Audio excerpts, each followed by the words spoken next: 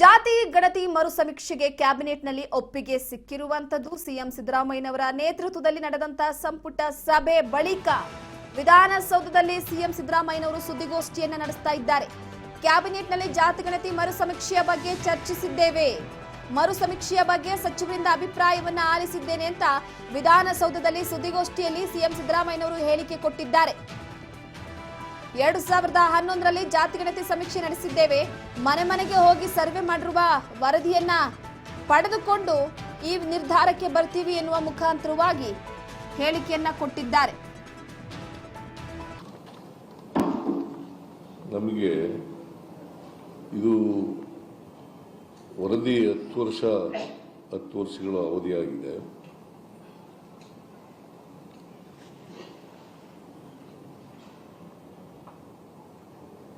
ಕಾನೂನು ರೀತಿಯ 10 ವರ್ಷಗಳಾದಮೇಲೆ ಅನೇಕ ಬೆಳವಣಿಗೆಗಳಾಗಿರ್ತವೆ ಅಂತೇಳಿ ಅವರು ಸಲಹೆಯನ್ನು ಕೊಟ್ಟರು.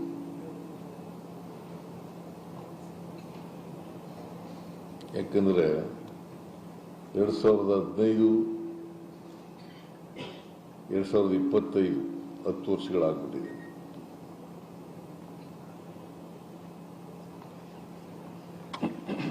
ಆ ಸಲಹೆ ಕೊಟ್ಟ ಮೇಲೆ ಅದು 10ನೇ ತಾರೀಕು ಕೊಟ್ಟದ್ದು, ಇವತ್ತು 12.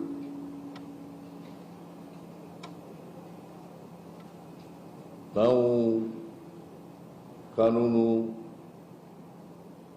ಕಾನ್ಸ್ಟಿಟ್ಯೂಷನ್ನು, ಯಾಕಂದ್ರೆ ಈ ವಿಧೇಯಕ ಇದೆಯಲ್ಲ, ಕರ್ನಾಟಕ ರಾಜ್ಯ ಹಿಂದುಳಿದ ವರ್ಗಗಳ ಆಯೋಗ ತಿದ್ದುಪಡಿ ವಿಧೇಯಕ 2014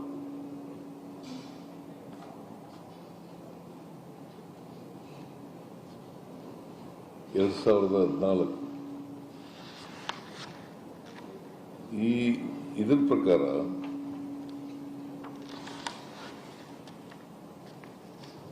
Sections 11 of the Act, Class 1,